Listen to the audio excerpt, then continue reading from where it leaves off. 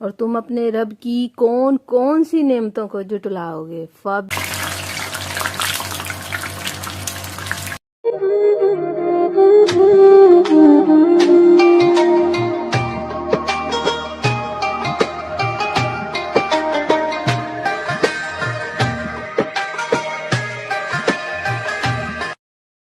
सल्लल्लाहु अला हबीबिही मुहम्मदिन व आलिहि वसल्लम। बिस्मिल्लाहिर्रहमानिर्रहीम। अस्सलाम वालेकुम। आप सब कैसे हैं? उम्मीद करती हूँ सभी खैरियत से होंगे।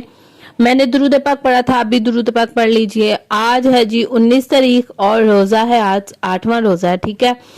और आज आपको मैं अपनी जो है ना इफ्तार की थोड़ी सी रूटीन जो है ना वो आपसे करूंगी शेयर। इसके साथ एक मैंने ना एक टोटका भी बताना है, एक कायदे के एक मजून टाइप कायदे बताना है औलादे नरीना के लिए, ठीक है। वीडियो को आपने लास्ट तक लाजमी देखना है, क्योंकि मैं कहनी है कि जो तानू को ये चंगा पता है, अगर असी एक दूसरे ने शेयर कर लिए ना तो वो वधिया काम होइएगा कि काम हो जाए सब दा। सबसे पहले दुआ करते हैं इस रमजानुल मुबारक के सदके अल्लाह तबारक व तआला सबको नेक और साहलिया औलाद अता फरमाए। और जिनके लिए मैं दुआ करती हूँ ना, और जिनके नाम लेके दुआ करती हूँ, और उन्हें बिलखुसूस अल्लाह ताला जल्द अज जल्द औलाद नरीना और सेहत वाली औलाद अता फरमाए, आमीन सुम्मा आमीन। अच्छा जी, तो यहाँ पर जो है क्रिस्पी पकोड़े बन रहे थे। हाय हाय, क्रिस्पी आलू बन रहे थे। उसके बाद मैंने बनाए थे पकोड़े। इसकी रेसिपी भी आपसे शेयर करूंगी अलहदा से, ठीक है जी। ये सारा मिक्सचर तो आपको पता ही है तैयार था। इसमें आलू, प्याज, पालक, नमक, मिर्च और सूखा धनिया ये सब कुछ इसमें डाला था। और ये मिक्सचर जो था तैयार हो गया था, और बनाएंगे पकोड़े। अच्छा जी, डेली अल्हम्दुलिल्लाह हाँ पकोड़े तो बनते ही हैं, लेकिन ये है कि डेली जो है ना मैं वीडियो नहीं बनाती हूँ डेली ही, ना ही मैं इस चीज़ को बताती हूँ कि मैंने किसको दिए या किसको नहीं दिए। बहरहाल मुझे ऊपर भेजने होते हैं, और इसके अलावा मेरी एक दर्जन बाजी हैं, उन्हें भी मैं भेजती हूँ। मुझे अच्छा नहीं लगता कि डेली वीडियो में हम दिखाएं और बताएं कि ये मैंने किसको भेजे किसे नहीं भेजे, तो ये तो फिर दिखावा हो जाएगा।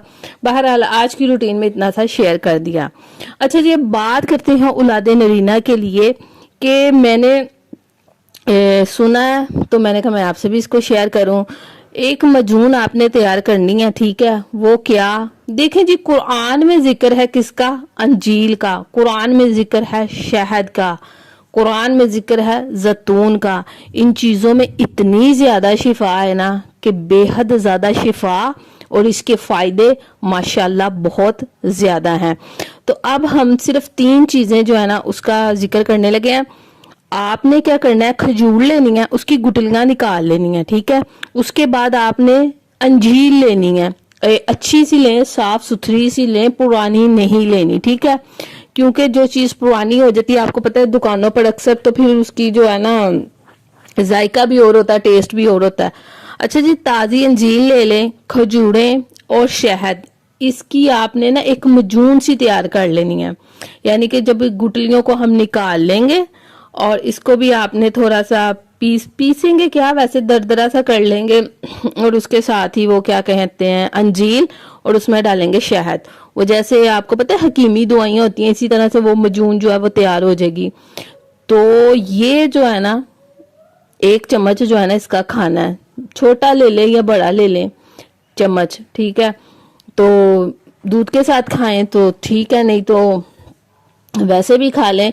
तो इससे इतनी शिफा है कि इससे ना जो कहते हैं ना कि, तो इससे जो अंदर के मसले मसाइल हैं वो ठीक हो जाएंगे। वैसे भी जिन चीज़ों का जिक्र कुरान में आया ना, तो वो तो लाजमी खानी चाहिए, और उसके बहुत ज़्यादा वैसे भी फ़ायदे हैं, ठीक है। तो ये चीज़ को मैंने करना था आपसे शेयर, आप भी दूसरों के साथ इसको शेयर करें। तो अल्लाह तबारक व तआला हम सबकी नेक मुरादें हाजतों को कबूल मंजूर फरमाए, आमीन सुम्मा आमीन। तो यहाँ पर जो है थी अफ्तारी हो गई थी जी तैयार हमारी। तो उसमें सिर्फ ये चीज़ें मैंने थोड़ी सी बनाई थी, ठीक है, जो आज मैंने आपसे शेयर कर दी। अपना बहुत ज़्यादा ख्याल रखिएगा, मुझे दुआओं में याद रखिएगा।